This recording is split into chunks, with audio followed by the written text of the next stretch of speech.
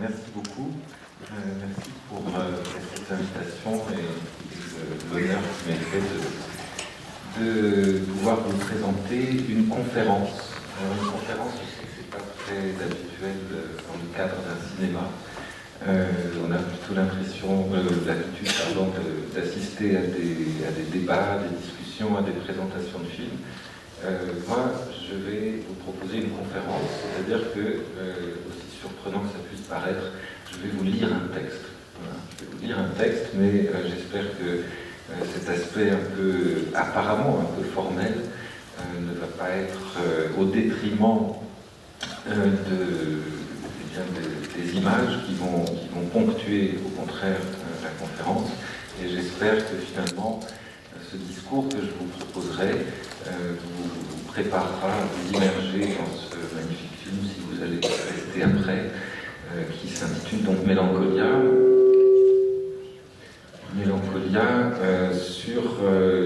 sur lequel la conférence s'achève. Vous verrez. Donc c'est une sorte de spectacle un peu aussi à ma manière que je vous propose, spectacle composé de discours et d'extraits de films.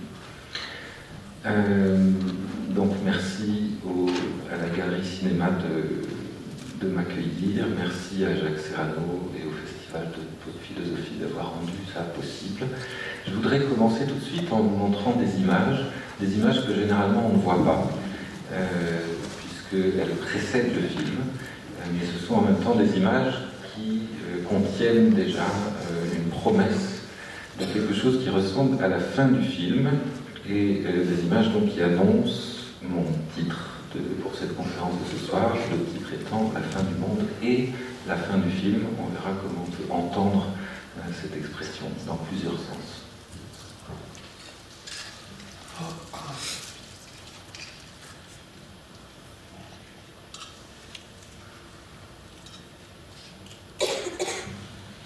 Voilà, ça n'a rien de renversant, mais ce sont des images, dans un certain sens, inédites.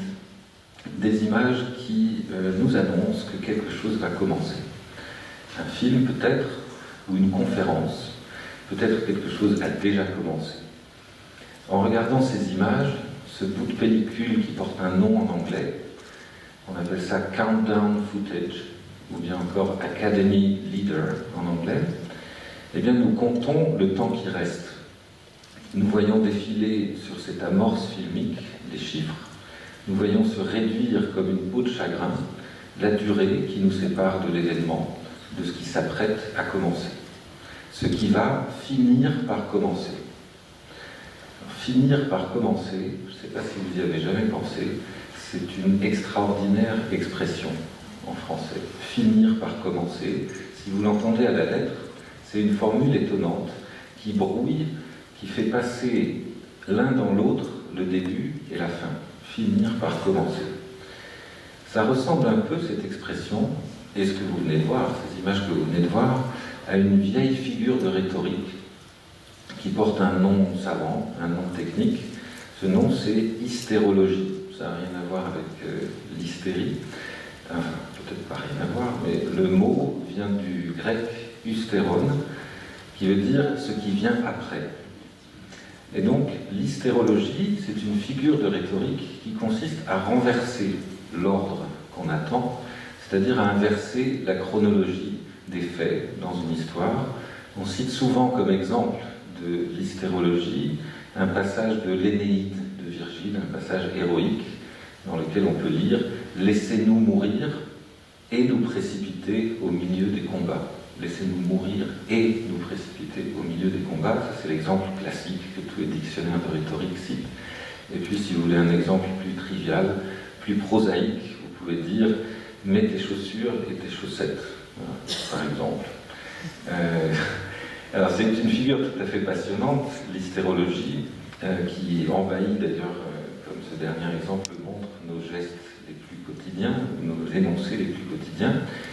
Une transposition possible de cette figure à l'écran, ça pourrait être, je vais vous montrer tout de suite d'autres images, ça pourrait être le début apocalyptique d'un film, un film pas connu, pas un très bon film d'ailleurs, de Roger Corman, un film intitulé Day the World Ended. C'est bizarre, il n'y a pas d'article défini, c'est pas The Day the World Ended, mais c'est Day the World Ended, 1955, donc le jour où le monde a fini, s'est achevé. Et ce film, vous allez le voir, je vous montre le début, eh bien, il s'ouvre par la mention fin, contrairement à ce qu'on a l'habitude de voir au cinéma. Vous allez lire sur le carton initial une sorte d'avertissement. Ce que vous êtes sur le point de voir peut ne jamais arriver, mais pour cette époque d'angoisse dans laquelle nous vivons, c'est un terrible avertissement. Notre histoire, our story, begins with the end, commence par la fin. Voilà ce que dit le carton initial, avant qu'on ne nous montre l'explosion nucléaire qui aura détruit le monde. C'est un film que vous pouvez trouver en entier sur YouTube, où je l'ai pris, et je m'excuse donc d'avance, parce qu'il est un peu pixelisé, le passage que vous allez voir maintenant.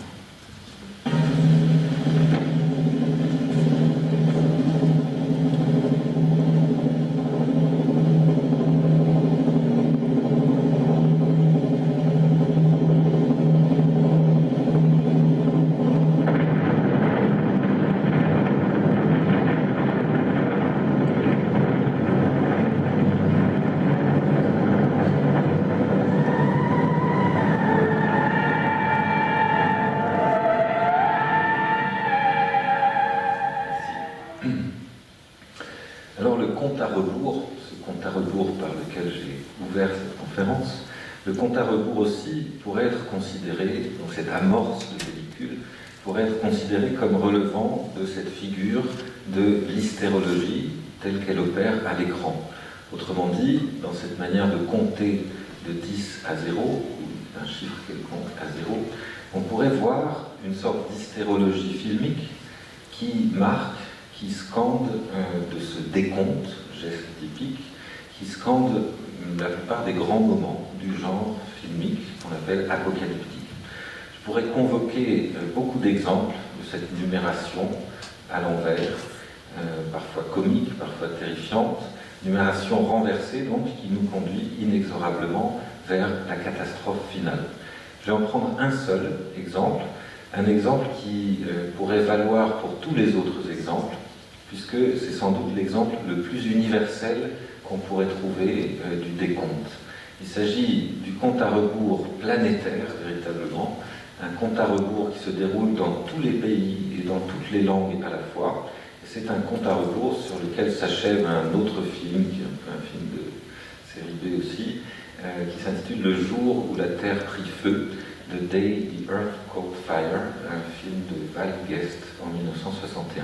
Vous allez entendre ces chiffres irréversiblement égrenés, énumérés en anglais, en italien, en allemand, en russe, et puis vous verrez des personnages réunis dans un pub de Londres, des personnages dont l'un trinque à la chance de l'espèce humaine, vous allez l'entendre dire « to the luck of the human race ».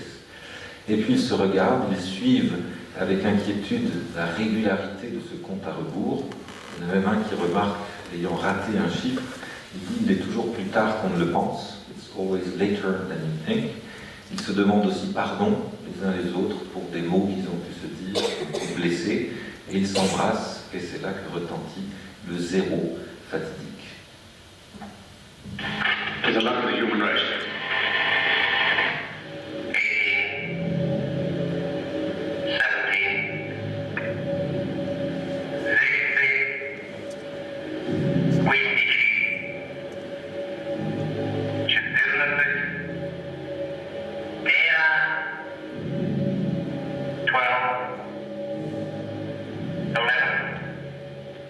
Mustn't lose count. Must be about 9. 7. It's always later than you think. 6. May. 5. Okay. 4. Did you mean all that before? 3. Of course I didn't, you silly old bird. 2. 1. Very relaxing. 0. Alors certains d'entre vous le savent peut-être, sans doute, parmi les plus cinéphiles ou historiens du cinéma, le compte à rebours, aussi incroyable que ça puisse paraître, le compte à rebours a été inventé au cinéma par Fritz Lang pour une séquence de son film qui s'intitule « La femme sur la lune », Die Frau im Mond, en 1929. C'est ce qu'écrit, c'est ce qu'affirme notamment l'historienne du cinéma Lotte Eisner dans son livre intitulé Fritz Lang. Je la cite: « Lors du compte, c'est au M-P-T-E, lors du décompte, donc au moment du départ de la fusée, Fritz Lang voulait accroître la tension. Au lieu de compter en augmentant, n'importe quel chiffre pouvait alors donner le signal du départ, il eut l'idée, plus efficace dramatiquement, de terminer le compte par le chiffre 0. C'est ainsi qu'il arriva au compte à rebours de 6 à 1, au countdown, qui, à ce jour, est resté le procédé en vigueur. » Cette attribution donc, à Fritz Lang, attribution de la paternité de la figure du compte à rebours, j'ai d'abord cru que c'était peut-être un mythe interne à l'histoire du cinéma. Vous savez, ce genre de choses qu'on répète et qui se passent d'auteur en auteur et d'historien en historien.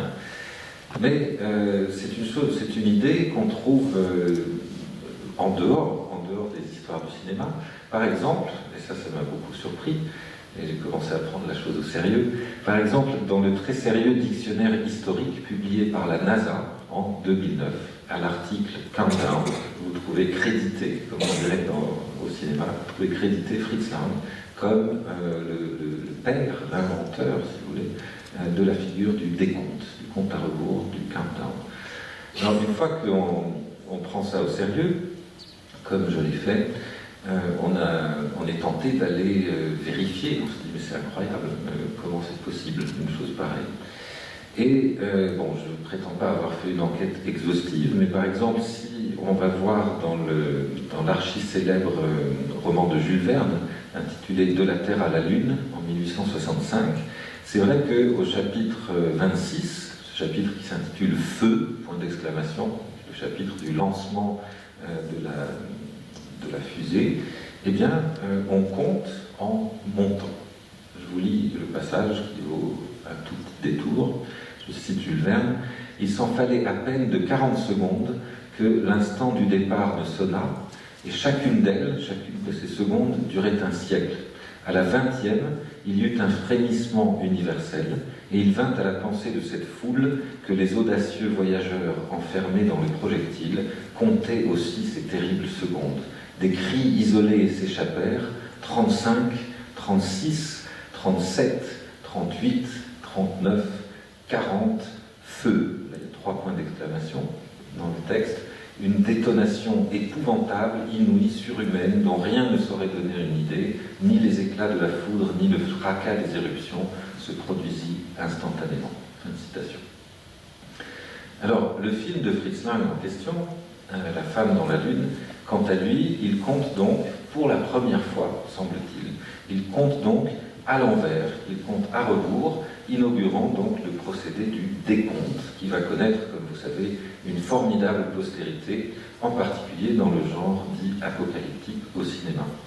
Et ce décompte va même donner forme à ce qui est sans doute la formule par excellence du film apocalyptique: encore 60 secondes, encore 20, encore 10, etc., avant la fin.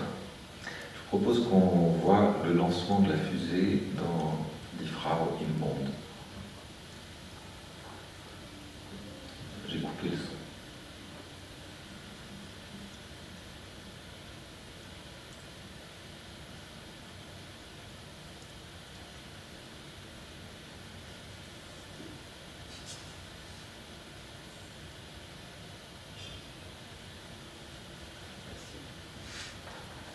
Bon, vous vous dites peut-être qu'il y a un bug et que ça tourne en boucle, mais je vais vous expliquer tout de suite ce qui se passe. Vous venez de lire donc un intertitre, un carton, comme dans les films muets, sur lequel est inscrit ce mot allemand que vous voyez en immense caractère majuscule, jetzt, ce qui veut dire maintenant. Comme si le carton de ce film muet nous criait, nous vociférait en grandes lettres capitales que c'est maintenant. Maintenant, à la fin du countdown, ça commence. Qu'est-ce qui commence? Eh bien, vous n'en savez encore rien, aussi, parce que je vous l'ai dit. Ici, dans l'extrait que je vous montre, on dirait que quelque chose s'est bloqué, n'est-ce pas? Quelque chose s'est arrêté sur l'image de ce grand maintenant. Cette image nous dit « c'est maintenant », jetzt, mais comme vous pouvez le voir, ça ne l'est pas encore vraiment. C'est maintenant, mais en fait, maintenant, ce sera la prochaine image. Ce sera maintenant, mais pas maintenant. Ce sera maintenant dans le photogramme suivant. Et c'est le photogramme suivant qui sera pleinement, donc, ce maintenant que nous attendons au bout du compte, au bout du décompte. Alors, je vous l'avoue, je vous le confesse, c'est moi qui ai introduit une boucle, une espèce de loop dans ce maintenant. Donc je l'ai bouclé sur lui-même, ce jetzt, qui dure moins longtemps dans le film. Et si je l'ai fait, c'est pas uniquement par un goût un peu potache d'introduire des longueurs dans un film qu'il est aussi déjà pas mal, c'est plutôt pour qu'on prête attention à la faveur de cette légère exagération. En même temps, c'est une exagération qui ne fait qu'amplifier ce qui se passe déjà, en fait, avec ce maintenant. C'est pour qu'on entende mieux que quand le film dit « maintenant », eh bien, c'est justement pas maintenant, mais c'est juste après. Donc, c'est tout de suite après que ça va être ce maintenant que le carton désigne, un peu comme un doigt pointé. C'est tout de suite après que ça va être ce maintenant que le carton promet, mais ne donne pas encore à voir. Ce qui me ramène à mon expression de tout à l'heure, ça va finir par commencer. Voilà ce que nous dit aussi, à sa manière, ce maintenant, jetzt. Ce maintenant que mon bouclage bloque en une sorte d'arrêt sur image, en gelant cette image du maintenant. En fait, qu'est-ce qui se passe quand on fait cette opération que je viens de faire, de vous montrer? Qu'est-ce qui se passe? C'est comme si j'avais arrêté, en faisant un arrêt sur image, freeze frame, comme on dit en anglais, comme si j'avais arrêté la promesse du maintenant en la faisant tourner en boucle et à vide pour faire mieux apparaître la promesse comme telle. Je m'explique. Maintenant, ce mot maintenant, qui est une promesse, ça va être maintenant, si on le met en boucle, alors plutôt que l'objet de la promesse qui va venir, ce qu'on va voir après, ce qu'on voit c'est la promesse elle-même, en boucle, comme si cette image n'arrêtait pas de vous dire c'est maintenant, ça va être maintenant, je vous promets, vous allez voir ce qui va se passer. Et donc ce qui surgit par cette petite opération que je me suis permise, ce qui surgit en fait, c'est la pure structure de promesse fascinante, qui est la structure même du film, peut-être même de tout film, peut-être même ce qui surgit là, c'est la structure du temps filmique, en tant que chaque photogramme est cette promesse du maintenant qui va venir juste après. C'est comme si sous chaque photogramme de chaque film, il y avait un jetzt implicite qui vous disait maintenant, et ce maintenant, il est juste après. Donc ce que je voudrais vous suggérer par là, c'est que le cinéma, et vous allez voir que ça va nous conduire directement à la question de l'apocalypse, non pas simplement comme un thème cinématographique, l'apocalypse non pas seulement comme une histoire que le cinéma peut raconter, mais l'apocalypse comme une temporalité qui serait inscrite dans la structure même du film. Donc, on pourrait dire que le cinéma en général, il a la structure de cette promesse. Comme si à chaque image, je répète, le cinéma nous disait « vous allez voir maintenant », ou mieux peut-être encore, on pourrait même imaginer que le cinéma, à chaque image, à chacun de ses photogrammes, nous dise « vous allez voir le maintenant lui-même », avec un grand M majuscule, avec des lettres capitales comme ici, le maintenant en personne, l'image ou le portrait même du maintenant qui arrive. Au fond, ce serait simplement une autre version, une autre manière de redire ce que bien des théoriciens du cinéma ont dit, savoir que le cinéma nous montre ce qui a lieu, le maintenant. Donc le temps du cinéma, le temps d'un film, on pourrait dire que c'est cette promesse qui est toujours différée, c'est-à-dire chaque image promet quelque chose à venir qui sera après un autre maintenant. Le temps d'un film, c'est donc cette façon de différer la réalisation de cette promesse qui est, vous l'entendez bien, une promesse de plénitude. Quand vous dites maintenant, c'est une promesse de plénitude, d'aveuglante présence, de parfaite présence, voire même, et là on bascule déjà dans le lexique qui est celui de l'Apocalypse chrétienne, c'est une promesse de révélation. Quand on dit maintenant, c'est à chaque fois qu'on dit une promesse de monstration ou de révélation. On pourrait dire dans le lexique biblique de l'Apocalypse chrétienne, une promesse d'épiphanie, une promesse de parousie, c'est-à-dire de pleine présence. Le cinéma, donc pour tenir cette promesse qu'il est, pour honorer l'annonce de cette perpétuelle bande-annonce d'un maintenant à venir, au bout du compte à rebours, le cinéma, eh bien, il doit justement la maintenir, cette promesse, c'est-à-dire qu'il doit la faire durer, le temps d'un film, en la différant, cette promesse. La temporalité du cinéma, donc, pourrait bien n'être rien d'autre que, si vous passez l'expression, la maintenance de cet engagement qui dit « maintenant, vous allez voir ce qui se passe maintenant », c'est-à-dire toujours juste après.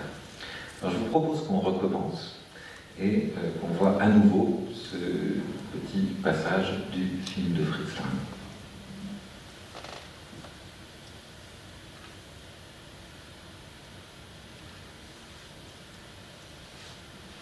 Merci. Donc maintenant, comme vous voyez, ça a commencé.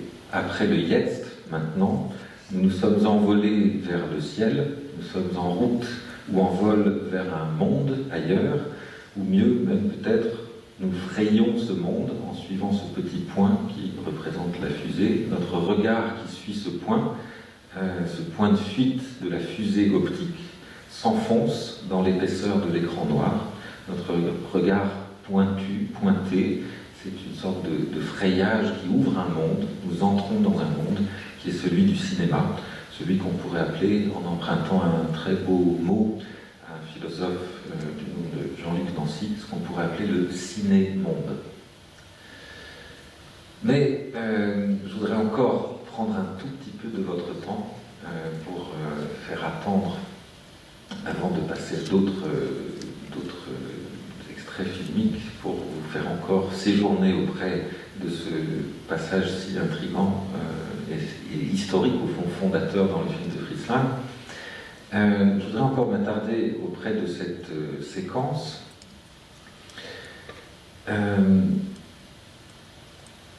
Cette séquence, eh bien, nous ne savons pas encore vers quoi elle nous emmène, c'est-à-dire vers quel monde, ou vers quel ciné-monde elle nous conduit, où va aller cette fusée de notre regard, mais en la revoyant une dernière fois, une troisième fois, eh bien, je vais souligner dans cette sorte de phrase filmique, c'est un peu comme une phrase, on décompte, et puis ça part, une sorte d'énoncé filmique. Je voudrais souligner un dernier élément. Après, je vous jure que je vais laisser de côté cette pauvre séquence sur laquelle je suis en train de m'acharner. Je voudrais faire porter l'accent maintenant, non plus sur le décompte, non plus sur le jetzt, sur ce grand maintenant, non plus sur le point de la fusée du regard qui s'enfonce dans un nouveau ciné-monde, mais je voudrais faire porter l'accent sur ce qui marque le commencement, juste après le jetzt, à savoir cette sorte de fondu au blanc de l'explosion de la fusée qui démarre. Alors on va juste en revoir 2 secondes, très court. Merci. Et sur ce fondu au blanc qui remplit presque l'écran que vous avez sous les yeux, j'enchaîne en vous disant ou en vous rappelant ce mot grec qui nous occupe ici, ce mot grec si vieux et si récent, ce mot à la fois vieux et neuf, apocalypsis en grec, apocalypse. Apocalypsis, ça voulait dire en grec, vous le savez sans doute, révélation. L'apocalypse chrétienne, c'est le moment de l'épiphanie. Epiphaino en grec, ça veut dire se montrer, ça veut dire paraître. L'apocalypse, c'est l'éclat de la manifestation, c'est la brillance d'une apparition, l'apparition de ce ou celui qui étaient cachés, qui étaient en retrait. Par exemple, celui qui différait sa venue ou son retour messianique, à savoir le Christ. L'Apocalypse, en d'autres termes, toujours en grec, c'est la parousie, ça vient du grec parousia, qui veut dire présence, pleine présence. C'est-à-dire, en fait, l'Apocalypse, c'est la gloire, aussi au sens religieux, c'est la gloire d'une hypervisibilité. L'Apocalypse, c'est cette hypervisibilité de ce qui enfin se donne, de ce qui enfin advient après s'être fait longuement attendre. Mais c'est aussi, bien sûr, dans un autre sens, qui est le sens le plus populaire, le plus vulgarisé, Apocalypse, ça veut dire aussi la fin des temps, c'est-à-dire la destruction du monde. Un autre philosophe que vous connaissez certainement, Gilles Deleuze, qui a beaucoup écrit sur le cinéma, a pu dire dans un texte qui n'est pas un texte sur le cinéma, qui se trouve dans un recueil intitulé Critique et clinique, il a pu dire que l'Apocalypse, c'est un grand spectacle. Un grand spectacle, disait-il, avec toute son imagerie, les 7 trompettes, la première résurrection, la seconde résurrection, le jugement dernier. Bref, disait-il de manière un peu provocante, volontairement provocante, l'Apocalypse, c'est une espèce de folie bergère. Dans sa vocation visuelle de révélation spectaculaire, l'Apocalypse, c'est déjà, en somme, une sorte de blockbuster avant la lettre. Comme l'écrit Deleuze, je le cite toujours, dit « L'Apocalypse est une grande machinerie, c'est une organisation déjà industrielle. » Folie bergère, spectacularité, organisation industrielle, l'Apocalypse, c'est une superproduction avant la lettre. Donc on pourrait dire que l'Apocalypse, bien avant le cinéma, a quelque chose de proto-cinématographique, d'archi-cinématographique, avant même l'invention du cinéma. Et si on peut le dire, c'est parce que cet éclat de lumière qui accompagne le dévoilement de la présence promise, la présence absolue, cette explosion de blancheur lumineuse qui réalise donc la promesse messianique, eh bien, elle a déjà quelque chose de filmique. Cet éclat de lumière accompli, il consomme la prophétie, il consomme l'annonce, on pourrait dire en termes cinématographiques, la bande-annonce de ce maintenant qui est caché sous chaque image et qui, caché sous chaque image, engage cette image à présenter au prochain photogramme le maintenant, le grand maintenant de la révélation. Mais évidemment, ce moment où le cinéma est sur le point d'être consommé, c'est-à-dire amené à son terme, maintenant, on va vous montrer ce qu'on vous promet, le cinéma s'accomplit dans cette révélation. Et quand je dis consommer, évidemment, je pense aux dernières paroles du Christ sur la croix, dans Jean 19, 30, consummatum est, en latin, ce qu'on traduit généralement par tout est accompli. C'est le moment de la révélation et de la pleine présence. Et bien ce moment d'accomplissement de la promesse filmique du jetzt, du maintenant, qui est donc la déflagration lumineuse, c'est aussi, et en même temps, le moment de la consommation, c'est-à-dire le moment où, dans cette lumière aveuglante, tout brûle. On va voir là aussi des images.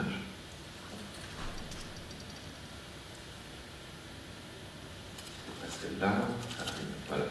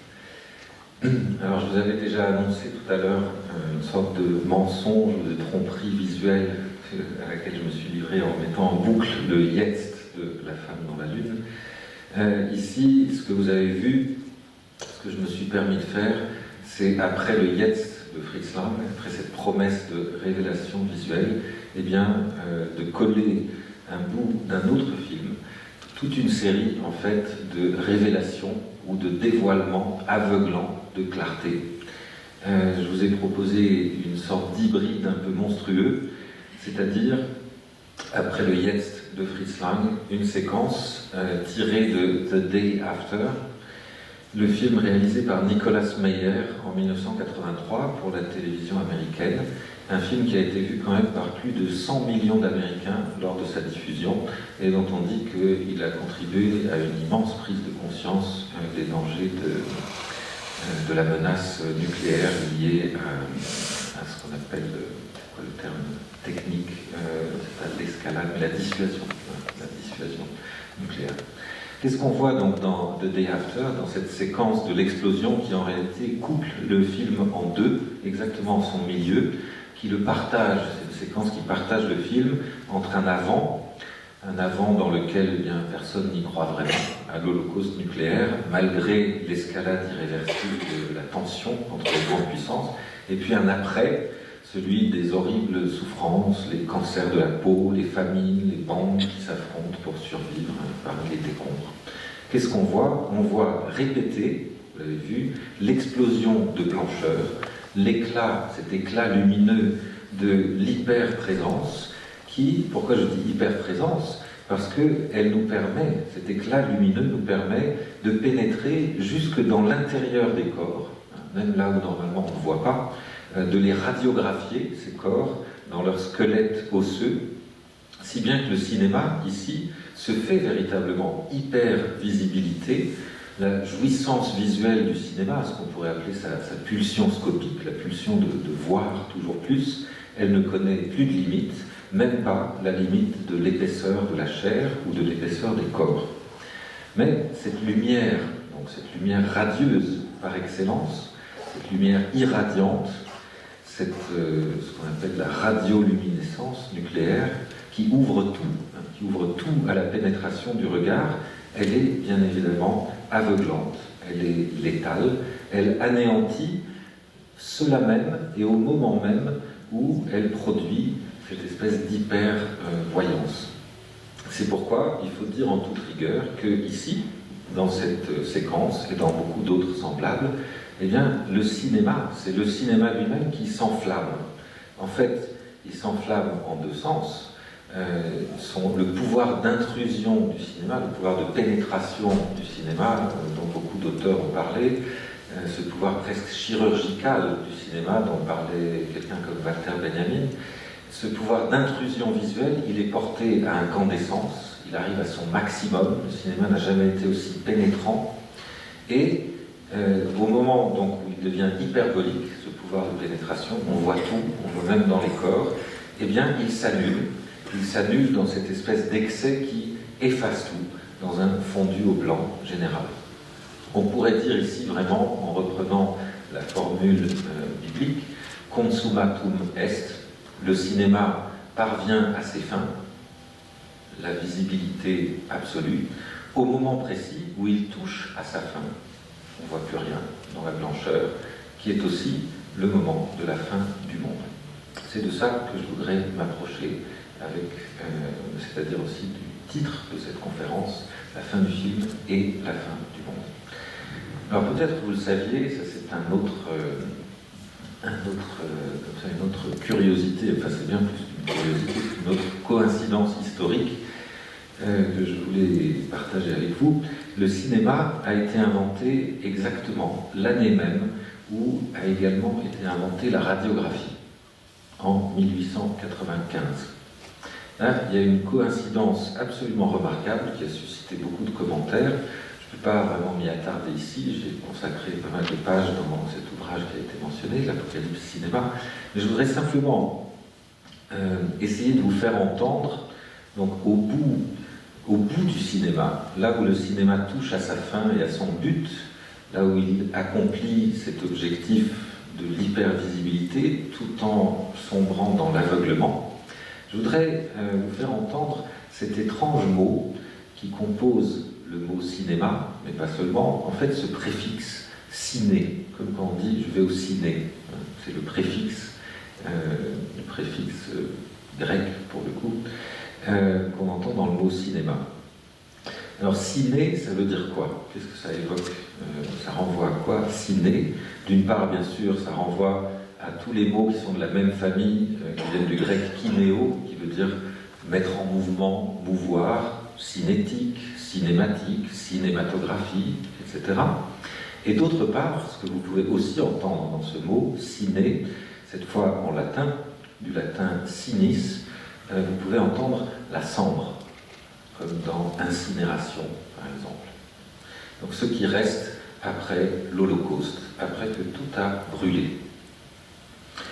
Alors cette coïncidence, qui semble être un simple jeu de mots, si je vous la dis comme ça, je crois qu'il faut la prendre au sérieux, surtout si on songe, comme je vous disais, que le cinéma et la radiographie ont été tous deux inventés la même année, en 1895. Vous savez peut-être que la première projection publique et commerciale des Frères Lumière date du 28 décembre 1895.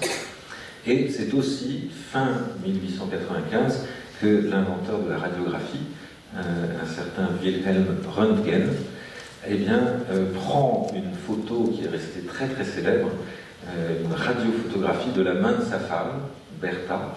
Vous pouvez la trouver facilement sur Internet. C'est une photo sur laquelle on voit en fait la structure osseuse de la main de Bertha Röntgen, ainsi que la bague de mariage qui flotte à la surface de cette structure osseuse. Donc c'est assez fascinant parce que vous voyez en même temps l'intérieur, l'os, sous la peau, et vous voyez en même temps l'extérieur, la bague qui est à la surface. En même temps dedans et dehors. C'est ça ce que crée la radiographie. Donc, cinéma et cendre radiographique, il y a une coïncidence historique et aussi, on peut même l'entendre, cette coïncidence, dans ce petit préfixe ciné qui renvoie au grec kinéo, le mouvement, mais aussi au latin cinis qui veut dire cendre. Alors je voudrais qu'on regarde ce qui se passe en revenant un peu en arrière dans ce film dont vous avez vu un bout, dans The Day After, 1983. Je voudrais qu'on regarde ce qui se passe avant cette série d'explosions nucléaires auxquelles vous venez d'assister. Vous allez voir d'abord un zoom arrière saccadé qui nous éloigne de Kansas City, où ça se passe.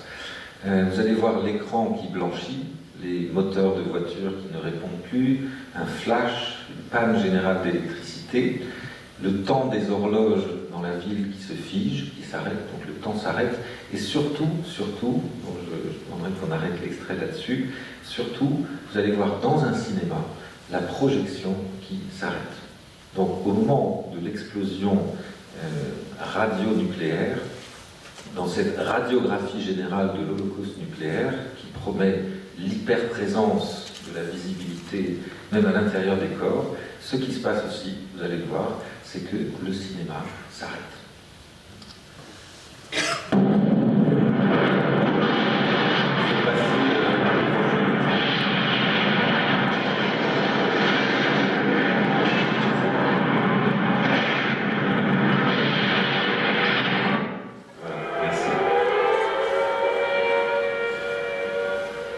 Zoom arrière saccadé, éclat de blancheur.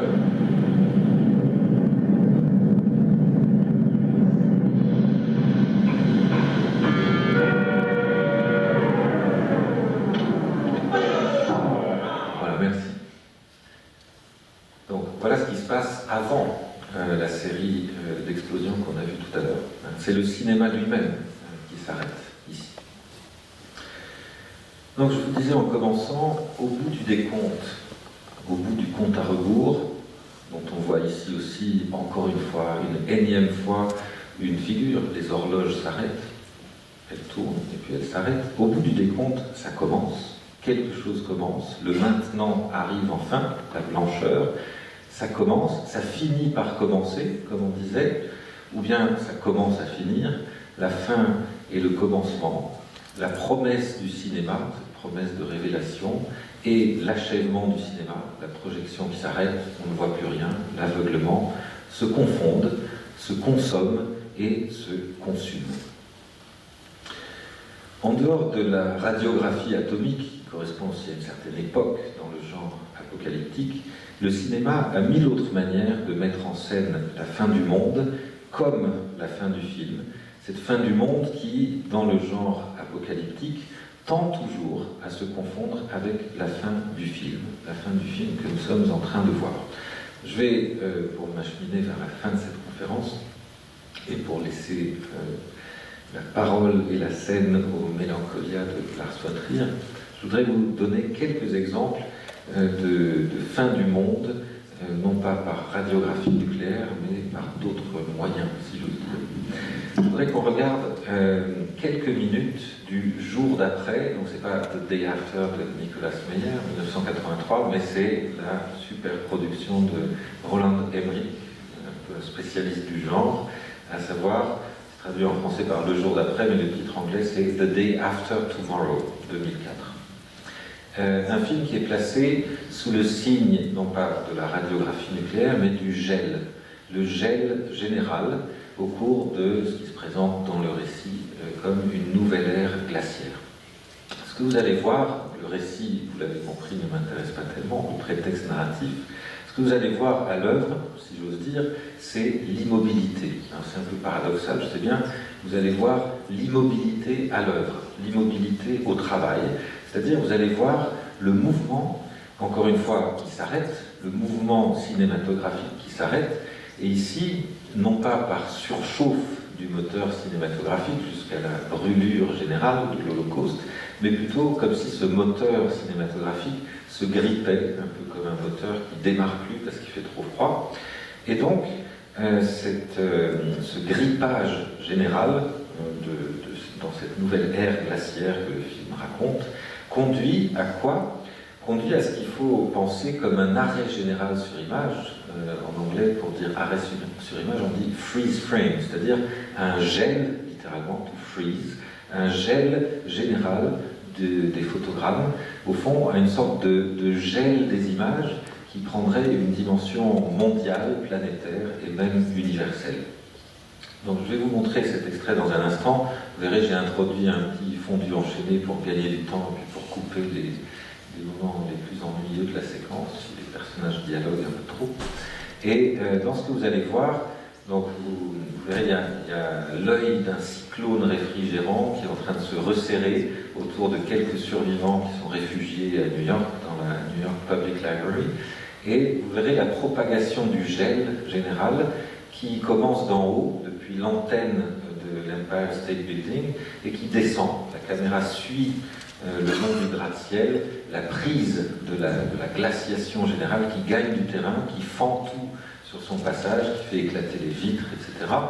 Bref, ce qu'on va voir, c'est une sorte de déchaînement en forme d'explosion immobile, ou bien, inversement, on pourrait dire aussi une espèce de congélation fulminante, si bien que les pauvres rescapés dans cette bibliothèque, on les voit fuir cette glaciation qui se répand partout, et on a l'impression que ce qu'ils fuient, en réalité, c'est une espèce de déferlante, une vague déferlante de quoi? D'immobilité.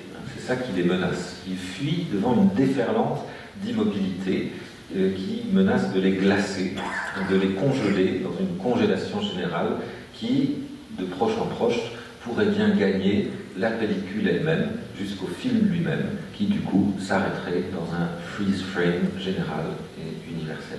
On va voir cette séquence de Day After Tomorrow.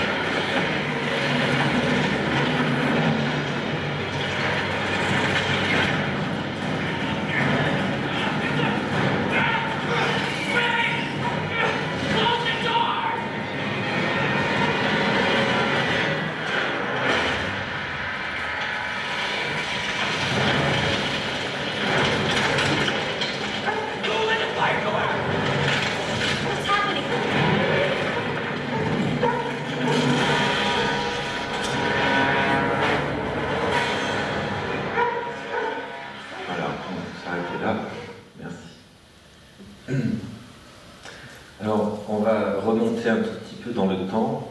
Je voudrais encore vous montrer deux extraits de deux films. The Blob, j'y viens maintenant, et puis un tout petit passage de Mélancolia. En remontant donc un peu dans le temps, depuis ce blockbuster de Roland Emmerich, je voudrais vous parler d'une séquence d'un film qui date de 1958, là aussi un peu série B, The Blob, un film de Irving Yewar, un film où la bulle qui donne son titre au film, The Blob, ça veut dire la bulle, donc cette substance plastique d'origine extraterrestre qui se développe, qui s'étend, qui s'accroît sans cesse en absorbant les êtres vivants, les terriens qu'elle croise, eh bien ce blob se retrouve à un moment dans la cabine de projection du cinéma local de la petite ville des États-Unis où le film se déroule, cabine dans laquelle le projectionniste est en train de lire tandis que le projecteur ronronne. Vous allez voir, ça ressemble beaucoup à ce que vous avez derrière vous. On entrevoit dans les images, à travers la grille d'aération, quelque chose qui commence à luire, quelque chose qui bouge, et puis voilà que cette espèce de pâte visqueuse, rouge, est en train de dégorger depuis la cabine de projection. Elle se déverse lentement dans la salle de cinéma, tandis que le public, lui, ne remarque rien encore, captivé par le film d'horreur qui continue de se dérouler sur l'écran, que tout le monde regarde. Le pauvre projectionniste est ingurgité et la bobine s'arrête. Les spectateurs perplexes voient défiler un instant quelques amorces de pellicules, un peu comme ce countdown footage ou Academy Leader par lequel j'ai commencé ma conférence. Donc ils voient des bouts de pellicules qui défilent et qui ne montrent rien, qui sont des pures amorces, et puis ils se retrouvent face à un écran blanc, tandis que la substance, le blob, s'épanche maintenant à travers les lucarnes de la cabine de projection pour envahir petit à petit la salle dans laquelle vous êtes assis. Et c'est alors que la marée humaine des spectateurs déferle elle aussi hors du cinéma en hurlant de terreur, bientôt poursuivi par le blob lui-même, toujours plus rouge à mesure qu'il engloutit plus de gens, et toujours plus englobant, parce que c'est ça aussi que veut dire blob. D'ailleurs, le premier titre qui avait été envisagé pour ce film, c'était en anglais The Globe, pas The Blob, mais The Globe that girdled the globe, ce qu'on pourrait traduire à peu près par le globule, le petit globe qui encercla le globe, c'est-à-dire le grand globe, donc le globe terrestre. Donc toujours plus englobant, on pourrait presque dire toujours plus englobant, jusqu'à englober le monde entier. Dans quoi ? Eh bien, dans cette espèce de matière, vous allez voir, matière rouge, plastique, qui est au fond une sorte de matière filmique, ou une matière pelliculaire fondue. Comme si, encore une fois, le cinéma s'apprêtait à achever le monde, mais cette fois en l'étouffant sous une espèce de dégorgement de film plastique qui envelopperait le monde. Voilà, on va voir ce passage de The Blob.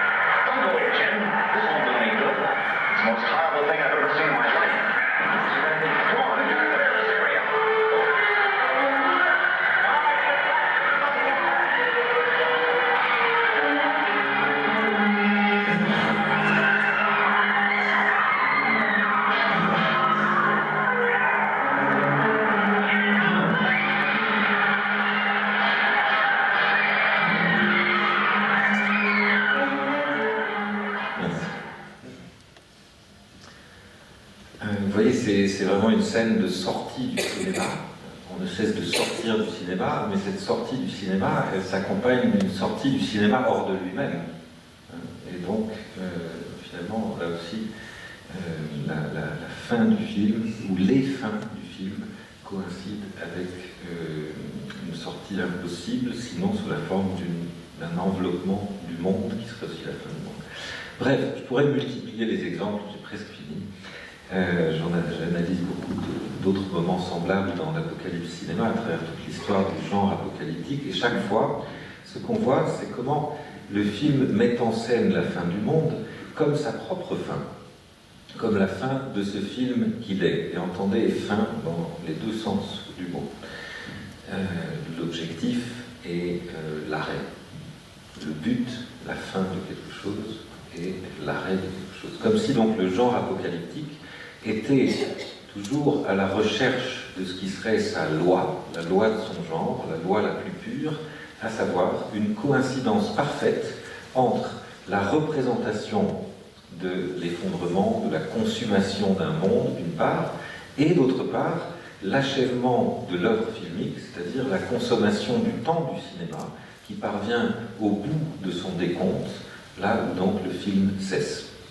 Alors en réalité, je ne connais qu'un seul film qui incarne de façon vraiment pure, absolument pure, cette loi qui serait la loi du genre apocalyptique vers laquelle tous les films apocalyptiques tendent, mais qui en quelque sorte ne se réalise pleinement que dans un seul, cette loi selon laquelle la fin du film c'est la fin du monde et vice-versa.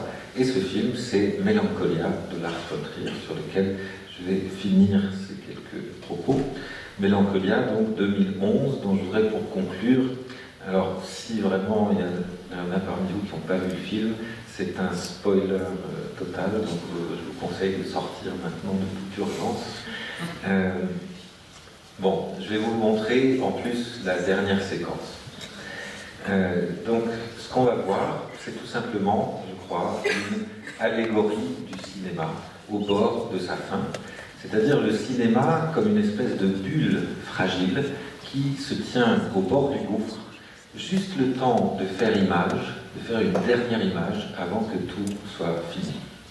Alors cette allégorie du cinéma, elle prend la forme, et c'est pas un hasard, elle prend la forme d'une tente, c'est-à-dire un tipi fait de branchages auquel des personnages donnent un nom, qui n'est pas n'importe quel nom, ils donnent le nom de caverne magique. En anglais, Magic Cave.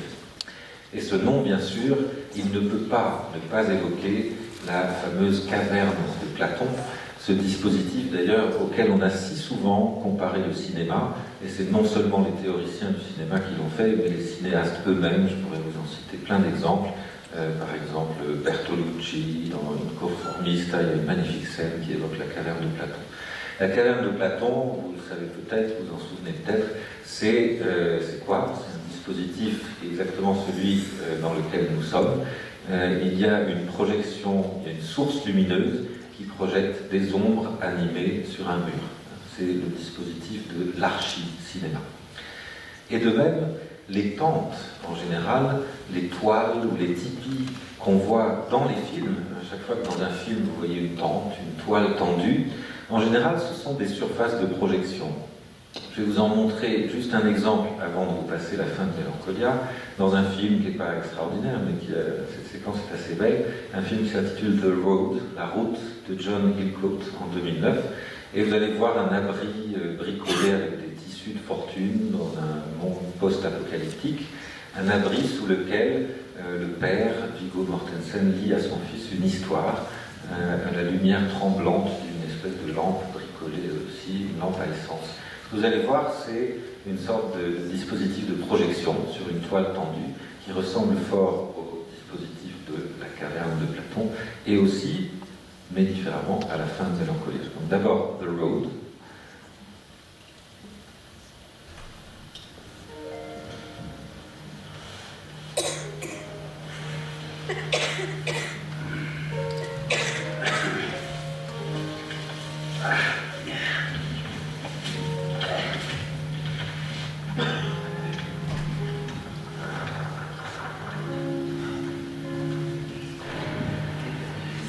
Vous voyez étendu du dispositif de projection. On peut d'ailleurs peut-être s'arrêter là parce que je voudrais pas être trop long. Donc tout simplement pour vous dire, on pourrait multiplier les exemples de toiles tendues dans les films, de tentes. Il y en a dans Jurassic Park, par exemple. On en trouverait sûrement énormément, qui sont généralement des dispositifs de projection remarqués dans le cinéma. Si vous voulez, on pourrait décrire ça avec la figure classique de la mise en abîme du cinéma. Bon. Mais j'en viens à la fin de Mélancolia. La planète qui se nomme Mélancolia approche, elle approche inexorablement de la Terre, et les deux personnages que vous allez voir, Justine, Kirsten Dunst, et son neveu, le petit Léo, parlent.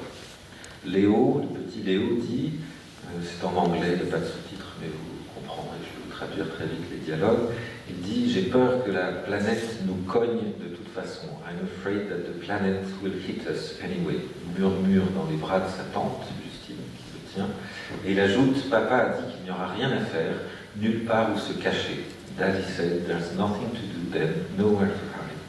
Et Justine, sa tante, lui répond, si ton père a dit ça, c'est qu'il a oublié quelque chose. Il a oublié la caverne magique. He's forgotten about the magic cave. Alors vous allez voir, cette dernière bulle, en fait, cette caverne magique, c'est une bulle, un peu comme le blob, cette bulle qui est à la fois si dérisoire et si émouvante, cette magic cave qui est si fragile au regard de cette immense puissance cosmique de la planète qui approche, vous allez voir, c'est à peu près rien. C'est une poignée de branches ramassées, comme ça, à la va-vite, dans les forêts environnantes, qui sont appuyées les unes contre les autres, pour former donc le cône d'un tipi, une structure faite de branches, sous lequel s'assoient Léo, Justine et Claire, Charlotte Gainsbourg, la mère de Léo, en se tenant les mains. Et surtout, ce tipi, cette tente, c'est une tente sans toile, sans paroi. Donc pas de paroi de projection. Dans ce sens, cette tente, ce tipi, est très différent de toutes les tentes qu'on voit habituellement au cinéma. Elle ne présente aucune surface de projection, comme si en fait, du dispositif du cinéma, représenté au cinéma, de cette mise en abîme du cinéma, il ne restait finalement presque rien, comme si le dispositif s'était dématérialisé, comme c'est d'ailleurs le cas aujourd'hui. Il n'en reste presque rien que la pure fonction, je vais y revenir après la séquence, la pure fonction d'un cadre. C'est ça en fait, le tipi. C'est une simple structure qui fait cadre. Alors on peut regarder ces minutes finales de Mélancolia. Là aussi, j'ai introduit un petit fondu enchaîné, c'est sacrilège, mais c'est comme ça, pour gagner un peu de temps. Il faut passer les voiles.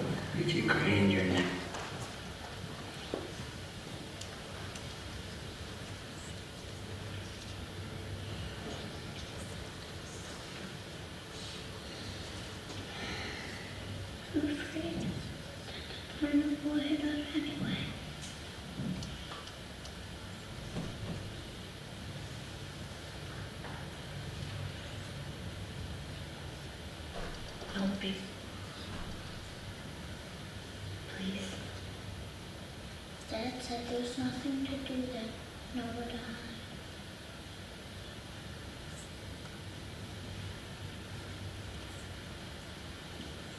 If your dad said that, then he's forgotten about something.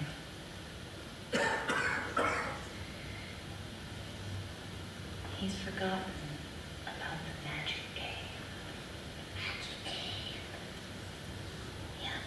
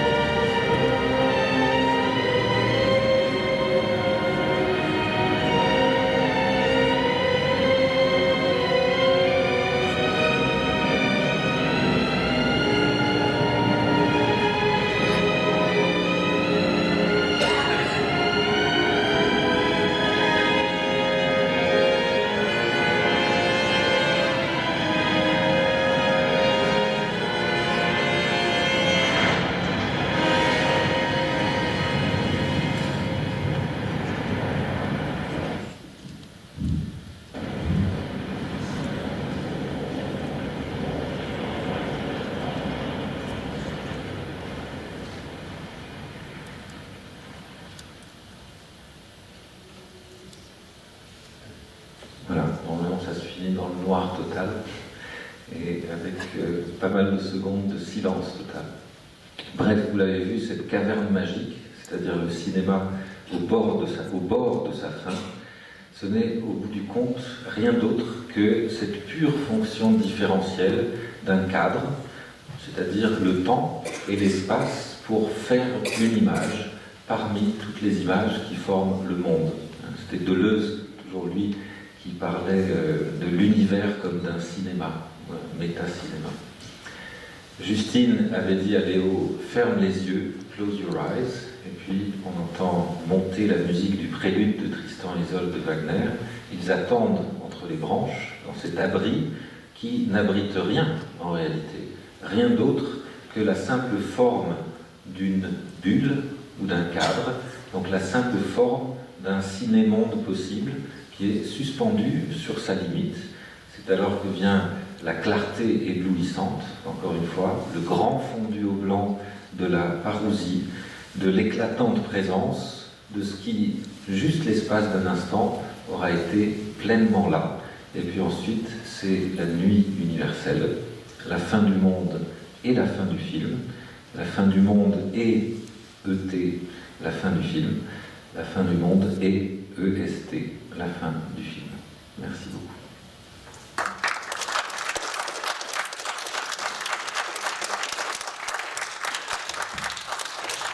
Pour clore cette rencontre, je vais passer à travers avec mon micro, pardon, pour, si vous avez des questions, poser à la personne.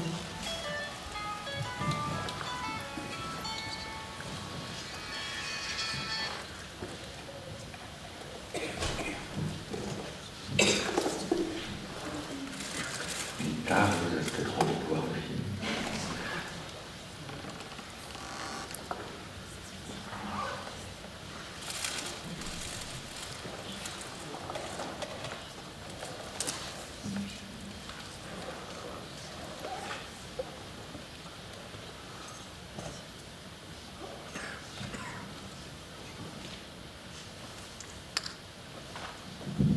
Ça me paraît énorme.